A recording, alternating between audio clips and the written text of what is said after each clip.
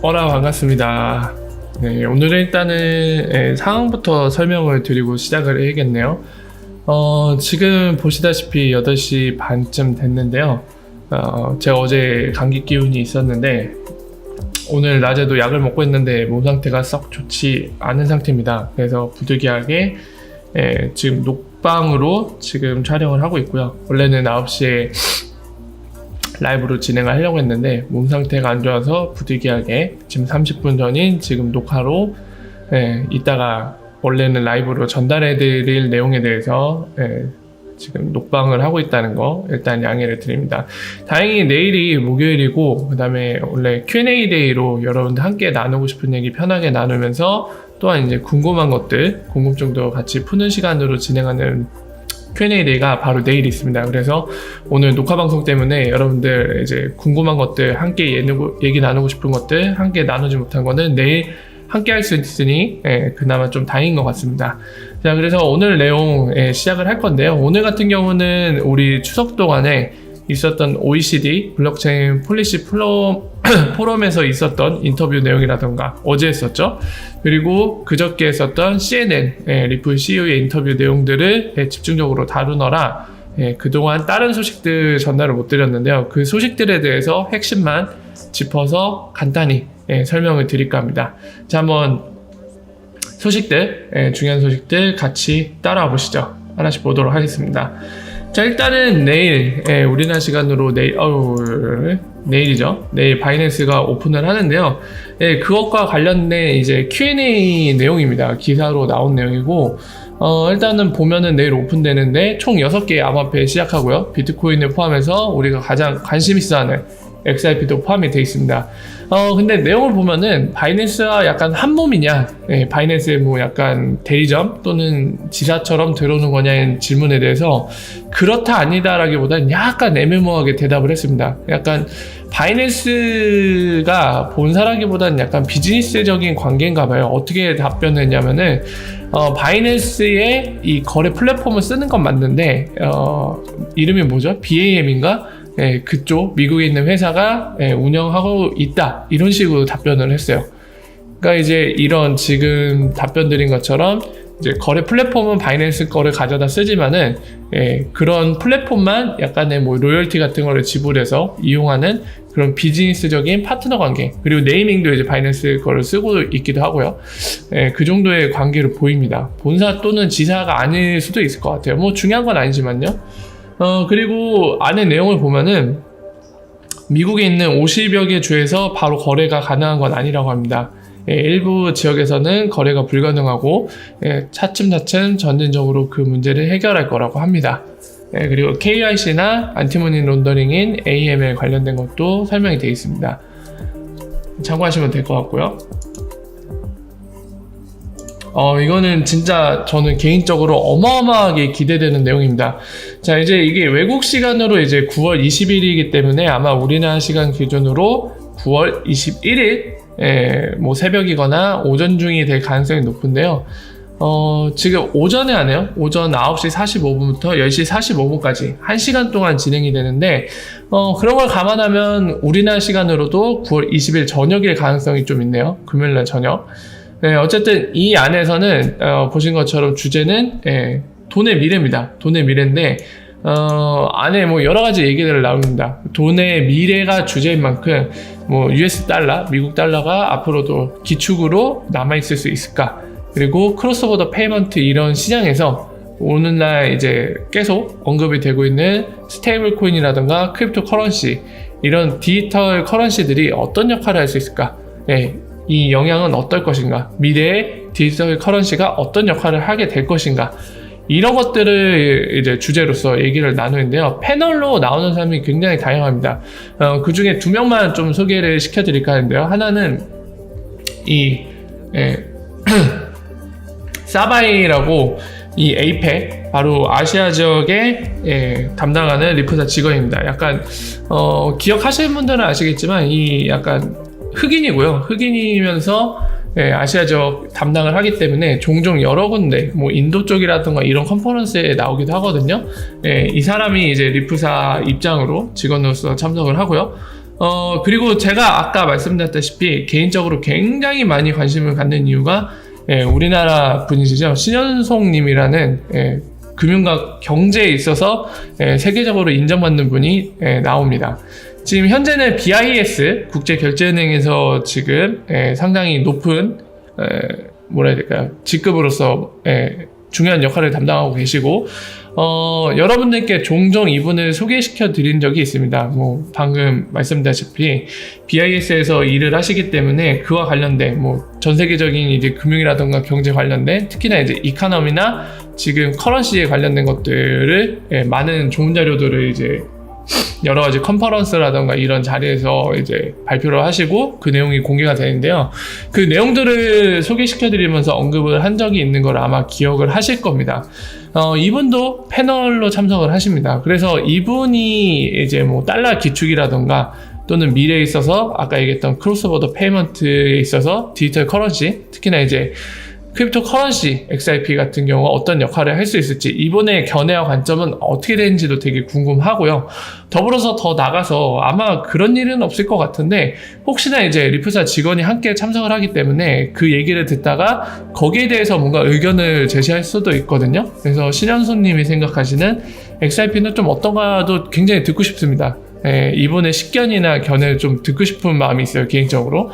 그래서 굉장히 기대하고 있는데 아마 제 생각에는 평소에 이제 신영성님의 얘기를 들어보면은 크립토 커런시에 좋은 얘기가 나올 가능성은 적은 것 같습니다. 아마 굉장히 객관적으로 얘기를 해주실 거라 예상돼요. 그냥 제 개인적인 예상으로는 아마 목표 같은 거 이런 문제, 어떤 문제를 해결하는지 그리고 그런 방법에 대해서는 뭐 높게 평가해 줄 수도 있겠지만 아마 이제 객관적으로 얘기해 주실 것 같아요.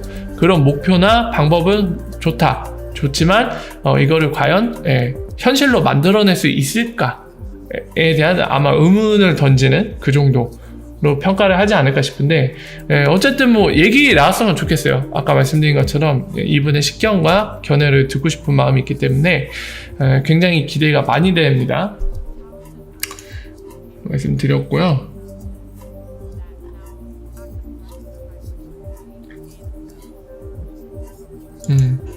지금 보면은 EFMA라는 곳에서도 10월 20, 그러니까 앞으로 한 달 정도 남았죠. 산탄데르가 이제 원페이펙스 관련된 것들을 내용을 공유를 한다고 합니다. 보면 부제도 Using Blockchain in International Payment, 크로스보더 페이먼트에서 이제 블록체인 사용하는 것과 관련된 주제인데 당연히 원페이펙스가 이제 리프사의 솔루션을 썼기 때문에 기술을 썼기 때문에 이제 발표를 하는 거겠죠. 여기서도 어떠한 내용들이 나오겠죠. 그리고 머니텍 같은 경우는 이 키타오 회장이 이제 하나 SBI 그룹에 공지 내용을 그대로 올려줬는데요. 그겁니다. 지금 보면은 개인정보 보호 관련된 일본 내 법이 있을 텐데 그것과 관련된 인증을 받았다는 내용이에요. 그러니까 이거는 어떤 의미로 이제 받아들이시면 되냐면 모니탭이 이제 실제로 일본 내에서 쓰이는 데 있어서 컴플라이언스, 즉 법적인 요구사항들을 만족시켜 가고 있다. 그러니까 준비가 돼가고 있다. 한 단계씩 이제 필요한 것들 해나가고 있다. 이런 의미로 받아들이시면 될 것 같습니다. 넘어가고요. 그리고 여러분들 많이 아시는 이 헤스터라는 그 미국 SEC 위원이죠. 지금 보면 크로스보더 캐피탈 마켓에 대한 보이는 레귤레이션 생각을 얘기했는데 한마디로 요약하면 긍정적입니다. 항상 이제 이런 새로 들어오는 혁신에 대한 이노베이션, 그 안에는 블록체인과 크립토 커런시도 포함이 될 텐데 뭐 CFTC랑 잘 이렇게 필요한 부분들에 협력하고 코워크를 해서 이런 것들이 잘 산업이 발전해 나갈 수 있게 해야 되지 않냐. 평소에 이제 언론이나 본인이 여러 가지 수단을 통해서 얘기했던 내용들에 대한 재정리라고 보시면 될 것 같습니다. 그리고 이 KFH라고 줄여서 얘기하는 Creative Finance House인데요. 리프사의 고객이기도 하죠. 그래서 여기 같은 경우는 쿠웨이티가 본사지만 이제 바레인에도 지점이 있는데 바레인에서 이제 보인들 오픈뱅킹을 오픈했다고 합니다.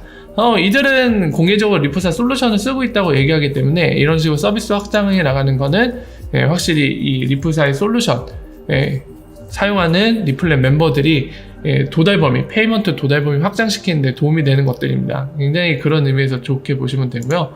이거는 얘기했던 건데, 비트박스라는 이름으로 동남아에서 암호화폐 거래소를 오픈했던 라인이 일본 내에서 드디어 본격적으로 비트맥스라는 이름으로 거래소 오픈을 시작했습니다. 참고로 라인의 파워는 바로 플랫폼에 있습니다. 뭐 암호화폐 거래소 하나 늘어나는 게 별 대수인가요? 이렇게 생각하실 수도 있는데요. 일본 내에서 라인은 거의 우리나라에서의 카카오톡으로 보시면 됩니다. 굉장히 지배적인 사업자고요. 여기 보시다시피 기사에도 나와 있는데 이 라인 회사의 공식적인 보도자료죠. 이 링크된 거는 보시면은 8천만이라는 인구수가 쓰고 있습니다. 일본 내에서. 전 세계적으로는 1억이 넘은 지 옛날이죠. 몇 년 전이니까 지금 2억 넘었겠죠.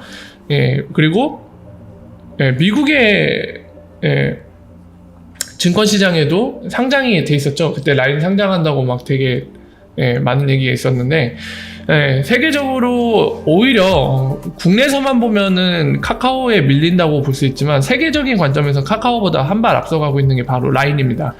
그런 라인이 일본 내 많은 유저들을 확보하고 있는 라인이 거래소 오픈한다는 거, 그리고 실제로 이 내용을 보시면 라인페이를 통해서 암호화폐 이제 구입할 수 있게 입금도 할 수 있고 출금도 가능한 형태로 이제 통합 플랫폼으로서 제공한다고 하니까 상당히 접근성을 용이하게 하는데 아마 도움이 되겠죠. 그러니까 즉 유저들, 사용자들의 암호화폐 시장의 인입을 도와줄 겁니다. 접근성을 올려주니까요.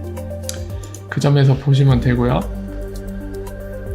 그리고 지난번에 이 리프사 인사이트 설명드린 거 기억나시죠? 4가지 특성 있는데 컨비니언트, 그 다음에 코스트, 스피드, 나머지 하나가 뭐였죠? 갑자기 특성 하나가 기억 안 나는데 이제 그것과 관련된 겁니다. 그것과 관련된 거고, 그때 얘기했듯이 트레이드 오프 되는 게 2가지 특성의 쌍을 지어갖고 뭐 스피드를 올리면은 비용이 늘어나거나, 그리고 컨비니언트 올리면은 좀 약간 사용하기 어렵다거나 이렇게 상충되는, 즉 트레이드 오프 관계에 있는데, 그런 전통적인 관계에서 끝나서 리프사가 제시하는 방식은 블록체인과 XRP라는 거를, 그리고 RP를 사용하는 방법으로서 그렇게 상충되지 않게 트레이드 오프 관계가 아니라 4가지의 모든 특성들을 거머쥘 수 있다. 그것과 관련된 얘기를 한 번 더 하는 겁니다. 참고하시면 될 것 같고요. 이거는 공개적으로 이제 스낵맨이랑 이단맥부로 바로 코발트를 제안한 이 코일에 현재 재직 중인 사람한테 좀 답을 듣고 싶어서 공개적으로 얘기했는데 답변을 안 주네요. 보면은 이 IBM에 굉장히 정보보안 쪽, 암호학이나 이런 데 되게 인정받는 전문가들이 좀 있거든요. 그 사람이 얘기한 것과 관련된 건데, 이 컨센서스 프로토콜이나 이런 거에 대해서 좀 냉정하게 얘기했어요. 이 블록체인 세계에 있는 거. 그래서 거기에 대해서 이제 데이비드 슈왈츠, 스낵맨이나 이단맥부로는 의견이 어떤지 궁금해서 물어본 건데 답변이 없네요. 확실히 민감한 건 얘기를 안 해줘요, 절대. 그래서 한번 물어봤는데 이래저래 해서 답변이 없었고, 이거를 이제 물어본 이유는 이랬다 라고 말씀을 드린 거죠. 저는 이제 뭐 약간 이쪽으로 논문을 쓰고 싶으니까 그런 측면에서 궁금한 것도 있으니까 한번 질문을 해본 겁니다. 그리고 벡트가 오픈이 한 6일 정도 이제 5일 남았죠. 앞두고 있네요. 기억하시면 되고요. 그 다음에 여러분들 알고 계시는 코일. 코일이 우리나라 돈은 한 1200억 정도 이제 모질라 파이어폭스를 만들기도 했죠. 오픈소스로서. 그러니까 그 재단이랑 같이 지금 웹 모네타이제이션, 그러니까 웹상에서 이제 컨텐츠 크리에이터들한테 중간에 플랫폼 이 수수료 중간에 챙기는 뭐 구글이나 유튜브, 네이버 이런 거 없이 직접 소비자와 컨텐츠 크리에이터와 연결해주는, 그에 맞는 컨텐츠 소비할 때 그에 걸맞는 대가를 컨텐츠 크리에이터에게 지불하게 해서 이 뭐라 해야 될까요? 이 컨텐츠 세계를 좀 더 아름답게 만들기 위해서 노력하는 건데, 그거를 이제 모질라 재단과 1200억 정도의 돈을 투자해서 그거를 진행하겠다고 지금 요 소식을 알려온 거죠. 그랜트 포 더 웹이라고, 그래서 새로운 형태의 뭔가를 만들어 갖고 진행을 하고 있습니다. 그 내용 참고하시면 되고요. 이건 미쓰비시뱅크의 이제 프레젠테이션 내용 중 하나인데요. 여기 참고하실 게 보면은 미쓰비시뱅크도 해외 지사들이 있습니다. 이거 국기 보이시죠? 미국에도 있고 싱가포르에도 지사가 있거든요. 그러니까 자신 내부에서 쓰는 것도 이제 어쨌든 해외 법인으로 등록돼 있을 거 아니에요. 해외에 있는 은행들은 그 나라에 등록이 돼 있겠죠. 은행법을 적용받으면서.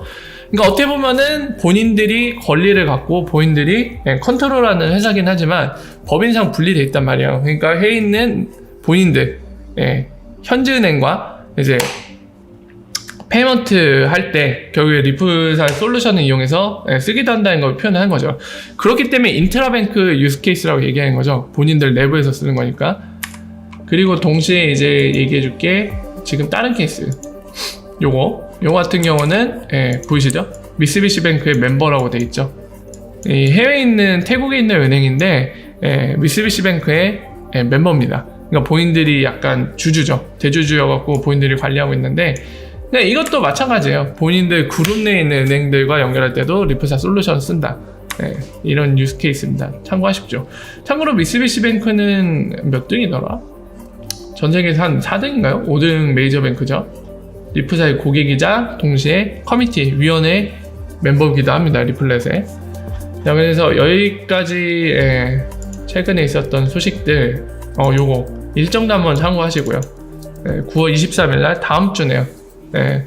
시보스가 예정돼 있죠. 스위프트가 주관해서 여는 행사죠.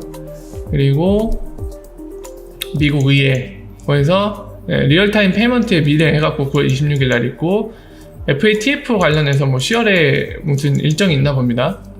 그리고 리플사는 이제 10월 하반기 때 그때 이제 3분기 보고서 나올 거고 머니그램 이건 뭐죠? 머니그램 이거 한번 볼까요? 11월 초에 결산 보고가 예정돼 있다네요. 3분기 동안에 이제 엑스라피드 쓴 거에 대한 실적이 나오겠죠. 이것도 되게 궁금하네요. 이거 11월 1일 날 IMF 총재였던 레가르드 유럽중앙은행에 취임하고요. 11월 7, 8일에 수혜를 예정돼 있고 11월 10일에 일본 미더비 예정돼 있습니다. XRP 이것까지만 하고 마무리하면 되겠네요. 데이비드 마커스 현재 이제 페이스북에서 리브라 프로젝트 담당하고 있는 사람인데요. 이 트위터에서 리브라는 각국에 위험이 되지 않는다고 열심히 이제 설명하고 있는데 여전히 오늘날의 그 각국의 정부와 중앙은행들의 관점은 바뀌지 않았습니다. 리브라 자체가 글로벌 커런시가 목표이기 때문에 위협이 된다고 보고 있죠. 이에 대한 마커스의 변명은 어차피 바스켓 통화니까 이 리브라의 근간은 어차피 너희 주요 선진국들의 뭐 달러라던가 파운드, 스털링이죠. 아니면 일본 엔화 이런 것들이 될 텐데 뭐가 걱정이냐. 하지만 모르겠어요. 본인은 진심으로 그렇게 생각하는지 모르겠지만 제 관점에서도 환율이 바스켓 통화에 의해 결정되는 것뿐이지 글로벌 커런시로 쓰고 싶어 하는 거잖아요. 독립적인.